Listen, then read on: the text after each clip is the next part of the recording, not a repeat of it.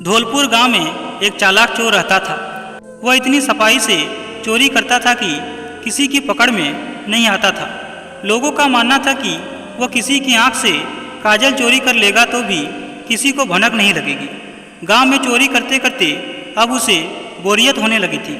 वह दूसरे चोरों के बीच अपनी धाक जमाना चाहता था। उसने सोचा कि क्यों ना राजधानी जाकर राजमहल में सेंध मारी जाए, इससे दूसरे चोरों के बीच उसका रुतबा बढ़ेगा। यह सोचकर वह राजधानी आ गया। अब समस्या यह थी कि राजमहल में चोरी कैसे की जाए। वहाँ सुरक्षा के पहरेदार 24 घंटे तैनात रहते थे। कई दिनों तक रेकी करने के बाद उसने ध्यान दिया कि महल के ऊपर जो घड़ी लगी है वह समय बताने के लिए हर घंटे बजती थी। तभी वह चोर के दिमाग में एक विचार आया। चोर रात में कुछ लोहे की कील और हथौड़ी लेकर राजमहल पहुंचा और जैसे ही घंटी बजती वह दीवार पर एक कील ठोक देता। इससे घंटी की आवाज़ में हथौड़े की आवाज़ दब जाती और किसी को पता भी नहीं चलता था। इस तरह उसने 12 कीलें ठोक दी।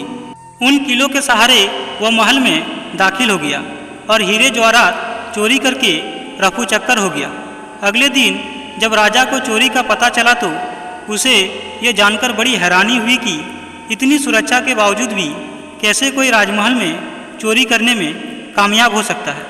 राजा ने नगर में सिपाहियों की संख्या बढ़ाने का आदेश दिया और कहा कि कोई भी व्यक्ति रात में घूमता नजर आए तो चोर समझकर गिरफ्तार कर लिया जाए। दरबार में ऐलान के वक्त चोर भी भेष बदलकर मौजूद था। उसने चालाकी से पता लगा लिया कि कौन कौन से सिपाही इस काम के लिए चुने गए हैं। उसने उन सिपाहियों के घर का पता लगाया और साधु का भेष धारण करके उनके घर पहुंच गया।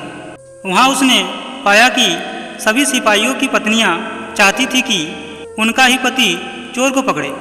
इस बात का फायदा उठाते हुए उसने सभी की पत्नियों को कहा कि पूरी रात तुम्हारे पति चोर की तलाश में बाहर रहेंगे। इस बीच चोर तुम्हारे पति का वेश धारण कर घर में घुसने की कोशिश करेगा। भले ही वह तुम्हारे पति की आवाज़ निकाले, लेकिन तुम उसे अंदर मत आने देना और गर्म कोयला फेंकना। इससे चोर घायल हो जाएगा और पकड़ा जाएगा। उसके बाद उन सभी की पत्नियों ने हामी भर दी।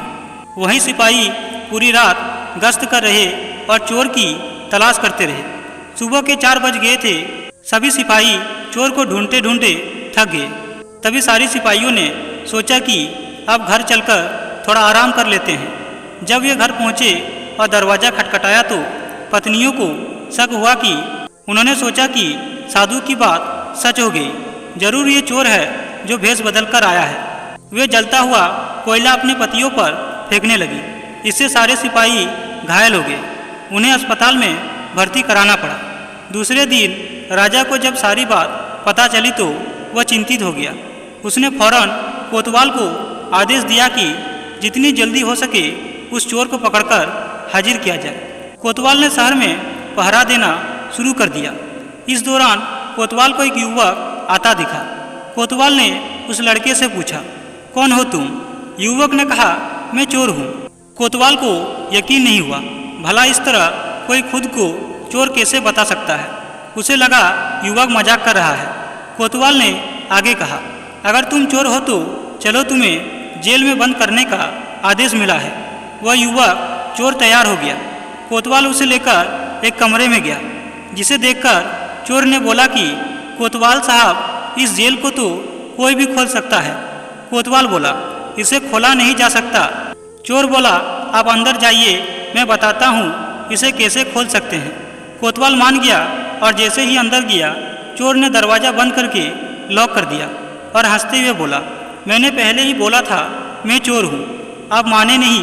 कोतवाल पूरी रात जेल में बंद रहा। सुबह सिपाहियों की मदद से कोतवाल किसी तरह जेल से बाहर आया और राजा के पास पहुंचकर उसने सारी कहानी सुनाई। पूरी बात सुनकर राजा दंग रह गया। उसके बाद अब उसने खुद चोर को पकड़ने का फैसला किया। रात होने पर राजा ने गश्त देना शुरू कर दिया। इस दौरान चोर ने साधु का भेष बनाया और एक पेड़ के नीचे धूमी जमाकर बैठ गया। गश्त के दौरान राजा इधर उधर के चक्कर काट रहा था। इस दौरान उसने पेड़ के नीचे साधु को बैठा देखा। तो पूछा कि बाबा, इधर से किसी अजनबी इंसान को जाते देखा है क्या?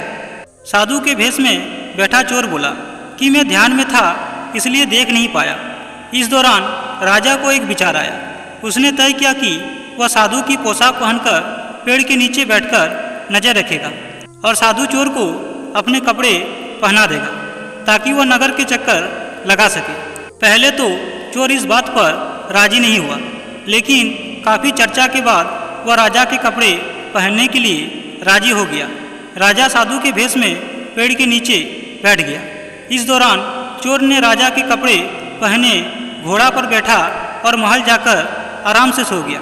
जब पूरी रात गुजर गई, सुबह के 4 बजे के करीब राजा को लगा कि साधु तो अब तक लौटा नहीं और ना ही कोई अजनबी इस रास्ते से गुजरा, तो उसने महल लौट जाने का फैसला किया। जब वो महल के फाटक के पास पहुंचा तो पहरेदार ने सोचा कि राजा तो काफ़ी पहले महल आ चुके हैं, ये जरूर कोई बहरूपिया है। उन्होंने राजा को बहरूपिया समझकर जेल में डाल दिया। भोर होने पर एक संतरी ने राजा को पहचाना और जेल से बाहर निकाला। वह राजा के पैरों पर गिरकर माफ़ी मांगने लगा। राजा ने उसे माफ़ कर दिया। राजा ने महल पहुंचकर देखा कि चोर रात भर उसके बिस्तर पर सोया और उसी की पोशाक में फरार हो गया। अगले दिन राजा ने ऐलान किया कि अगर चोर उसके सामने आ जाएगा तो उसे बख्श दिया जाएगा, साथ ही उसे इनाम भी दिया जाएगा। चोर वहाँ मौजूद भीड़ से निकलकर बोला कि मैं ही चोर हूँ। सबूत के तौर पर उसने राजा को उसकी पोशाक दिखाई और चोरी का सारा सामान भी वापस कर दिया। राजा ने अपने वादे के मुताबिक चोर को माफ़ कर दिया। राजा ने भेंट में उसे एक गांव दिया, साथ ही वादा लिया कि भविष्य में वो कभी चोरी नहीं करेगा। इस तरह चतुराई के बल पर चोर ने खुद को साबित किया और सुखपूर्वक रहने लगे। उसके बाद चोर ने राजा से कहा, महाराज, जीवन में सुखी रहना चाहते हैं तो मेरी 5 बातों को ध्यान में रखिएगा। पहला, व्यक्ति को बुरे समय में भी अपना धैर्य और आत्मविश्वास नहीं खोना चाहिए। विषम परिस्थितियों में ये 2 गुण ही आपके सच्चे मित्र साबित होते हैं और आपको किसी भी हालत से बाहर निकालने में मदद करते हैं। दूसरा, आपने जो भी लक्ष्य निर्धारित किया है उसका जिक्र कभी किसी से ना करें। लक्ष्य को मन में रखकर पूरी निष्ठा और लगन से परिश्रम करें।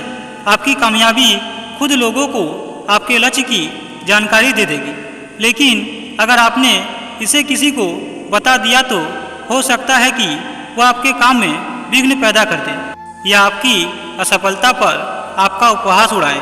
तीसरा, जीवन में कभी भी अपने गहरे राज किसी के सामने प्रकट ना करें, क्योंकि आप नहीं जानते कि आज जो आपका मित्र है कल उससे आपकी मित्रता रहेगी भी या नहीं। यदि ऐसे व्यक्ति से आपकी शत्रुता हो गई तो वह समाज में आपकी प्रतिष्ठा गिराने का हर संभव प्रयास करेगा। चौथा, दुष्ट व्यक्ति की प्रवृत्ति ही धूर्त होती है, इसलिए ऐसे लोगों पर विश्वास करने की गलती ना करें। ये अगर किसी की सेवा भी करते हैं तो उसमें भी इसका स्वार्थ ही निहित होता है। ये कभी किसी के सगे नहीं हो सकते। पांचवा, कहा जाता है कि पहला सुख निरोगी काया महान। ऋषियों का मानना है कि अपने शरीर का सबसे ज़्यादा ख्याल रखना चाहिए। इसी की बदौलत आप कोई भी काम करने में सक्षम होते हैं। यदि आपका शरीर कोई काम नहीं करेगा तो आप जीवन में कुछ भी नहीं कर पाएंगे। इसलिए सेहत का ख्याल रखें और शारीरिक और मानसिक दोनों रूप से सेहतमंद रहें।